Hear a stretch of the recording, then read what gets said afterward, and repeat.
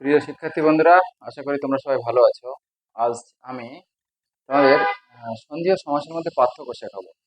সমাসের প্রাথমিক ধারণাটা ইতিপূর্বে আমরা দিয়েছি গত পর্বে। আজকে আমরা যেটা শেখাবো সেটা হচ্ছে সন্ধি ও সমাসের পার্থক্য। আসলে দুটো বিষয় প্রায় একই রকম, তাই না? সন্ধিতে যেমন দুটি বর্ণের মিলন হয়, এখানে দুটি পদের মিলন হয়। সেই জন্য আসলে পার্থক্যটা কি সেটা একটু দেখে নিই আমরা। ঠিক আছে? আহ প্রথমে লিখি সন্ধি। এখানে লিখবো সমাস। একটা দাগ দিয়ে দেবো। এবার দেখো, সন্ধি ও সমাসের মধ্যে আসল পার্থক্য কি? দেখো, প্রথমে অর্থগত পার্থক্যটা একটু দেখে নিই। দেখো, অর্থগত পার্থক্য মানে সন্ধি শব্দের অর্থ কি? সন্ধি শব্দের অর্থ, এক নম্বর দিয়ে লিখি, সন্ধি শব্দের অর্থ মিলন।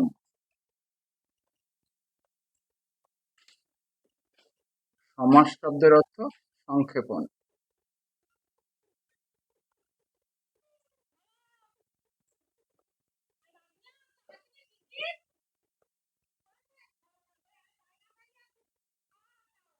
ঠিক আছে?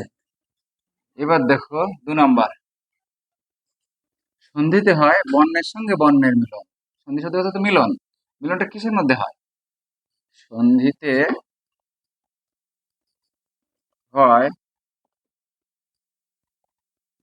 বর্ণের সঙ্গে বর্ণের মিলন।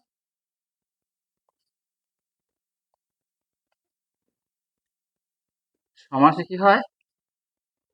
সমাসে হয়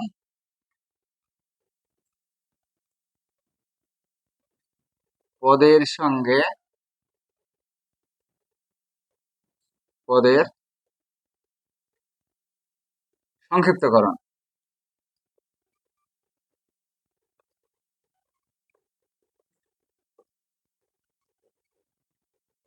ঠিক আছে? এর একটা উদাহরণ দিয়ে বোঝাতে হবে। দেখো, বর্ণের সঙ্গে বর্ণের মিলন কিভাবে হয়, যেমন ধরো বিদ্যালয়। বিদ্যালয়ের সঙ্গে বিশেষ করলে কি হয় বলতো? বিদ্যা যুক্ত আলয়। যেমন এটা দেখো, বিদ্যা যুক্ত আলয় সমান সমান বিদ্যালয়। দেখো এখানে কি হয়েছে, সন্ধি কিভাবে সন্ধি হয়েছে? আ যুক্ত আ সমান সমান আ, অর্থাৎ এই বর্ণের সঙ্গে বর্ণের মিলন হয়েছে। আ যুক্ত আ সমান সমান আ হয়েছে। এখানে কি হয়? দেখো, পদের সঙ্গে পদের মিল, পদের সঙ্গে পদের সংযুক্তকরণ কি হয়? বিদ্যার আলয়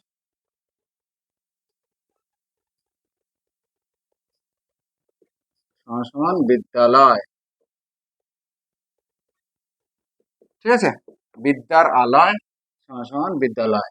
তাহলে এই দুটো, বিদ্যার একটা পদ, আলয় একটা পদ, দুটো পদ এক পদীকরণ হয়েছে, হয়েছে বিদ্যালয়। ঠিক আছে? পার্থক্য বোঝা গেছে তো? এবার দেখো 3 নম্বর পার্থক্য।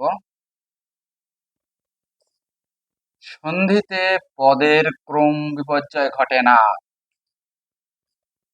সন্ধিতে কখনো পদের ক্রম বিপর্যয় ঘটে না।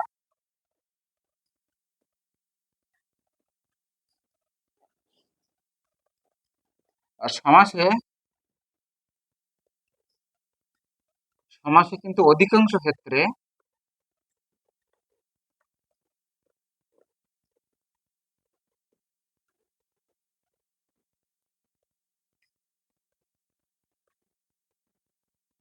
সরি, কোনো কোনো ক্ষেত্রে,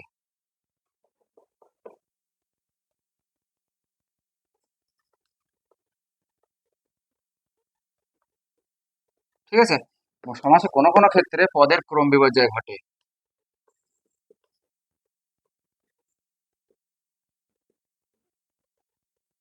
এবার দেখো, এটা বুঝতে একটু সময় হয়তো অসুবিধা হচ্ছে।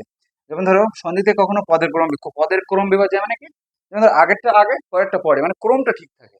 যেমন ধরো, আমরা কি করবো, নি যুক্ত রব, নীরব। যেমন ধরো হস্যি, উম, নি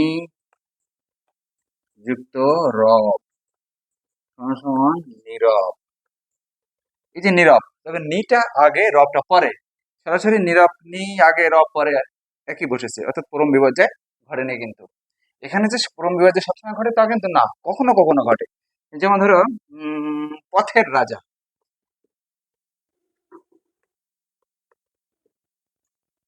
সমান সমান রাজপথ। পথের রাজা কি হলো? রাজপথ। দেখো পথ আগে রাজা পরে এখানে আছে, কিন্তু সমাসবদ্ধ হওয়ার পরে দেখো রাজ আগে চলে এসেছে, পথ পরে চলে গেছে, রাজপথ হয়েছে। বোঝা গেছে তো কিভাবে করম বিপর্যয় ঘটছে? দু একটা ক্ষেত্রে ঘটে, সব সময় নয়।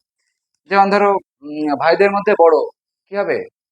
ভাইদের মধ্যে বড় ভাই তো আগে আছে, ভাই বড় হবে? কখনো না। বড় ভাই, ভাইদের মধ্যে বড়, বড় ভাই দেখো উল্টে গিয়েছে, অর্থাৎ ক্রম বিপর্যয় ঘটেছে। ক্রম বিপর্যয় মানে বুঝতে পারছো? মানে আগেরটা পরে পরেরটা আগে, এরকম ভাবেও কখনো কখনো বসে। সন্ধিতে এরকমটা কোনো দিনও হবে না। ঠিক আছে? আচ্ছা, এবার দেখো 4 নাম্বার। সন্ধিতে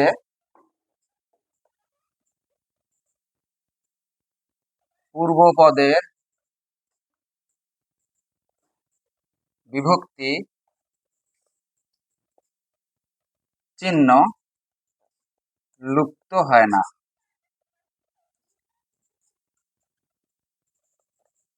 পূর্বপদের বিভক্তি চিহ্ন লুপ্ত হয় না। যেমন ধরো একটা উদাহরণ দাও, যেমন আহ সন্ধ্যা তারা, ধরো সন্ধ্যা যুক্ত তারা, সন্ধ্যা তারা। দেখো সন্ধ্যা তারা, এখানে দেখো আবিভক্তি ছিল, এখানে আবিভক্তি আছে, কোনো লুপ্ত হয়নি। ঠিক আছে? সন্ধিতে পূর্বপদে বিভক্তি, পূর্বপদে কি বিভক্তি ছিল? পূর্বপদে আবিভক্তি ছিল, এখানেও সেই আ আছে, অর্থাৎ লুপ্ত হয়নি। কিন্তু সমাসে বেশিরভাগ ক্ষেত্রে, একমাত্র দ্বন্দ্ব সমাস ছাড়া,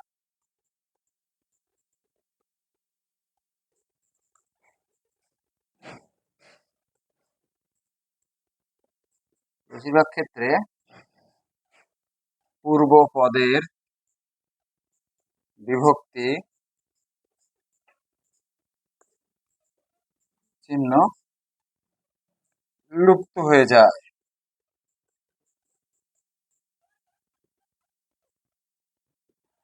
সমাসের বেশিরভাগ ক্ষেত্রে কি হয়? পূর্বপদের বিভক্তি চিহ্ন লুপ্ত হয়ে যায়। যেমন ধরো একটা উদাহরণ দেই, গাছে পাকা,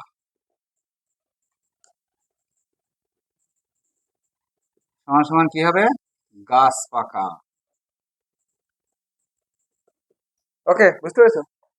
দেখো এখানে গাছে পাকা, এখানে পূর্বপদে কি আছে? এ বিভক্তি আছে। এখানে তো গাছ পাকা, এখানে এ বিভক্তি নেই, অর্থাৎ লুপ্ত হয়ে গেছে। সমাসে একমাত্র দ্বন্দ্ব সমাস ছাড়া বেশিরভাগ ক্ষেত্রে এরকম পূর্বপদের বিভক্তি চিহ্নটা লোপ পেয়ে যায়। সমাসে সন্ধির ক্ষেত্রে কিন্তু এটা হয় না। তাহলে সন্ধি ও সমাসের মধ্যে পার্থক্যটা এটাই। আশা করি সবাই বুঝতে পেরেছো, আর ভুল যাবে না কারণ।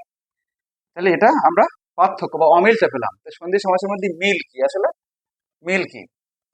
উভয়ই একাধিক পদকে এক পদে পরিণত করে, একাধিক পদকে এক পদে পরিণত করে, এটাই হচ্ছে একটা মিল। ঠিক আছে? তাহলে আজ এই পর্যন্তই। সমাসের অন্যান্য পরিভাষা নিয়ে আমরা পরবর্তী পর্বে আলোচনা করব। ততক্ষণ তোমরা সবাই ভালো থেকো, আর কমেন্ট বক্সে কমেন্ট করে জানিও। যদি আরো কিছু তোমাদের জিজ্ঞাসা থাকে, কোনো কিছু জানার থাকে, অবশ্যই জানাবে। ঠিক আছে?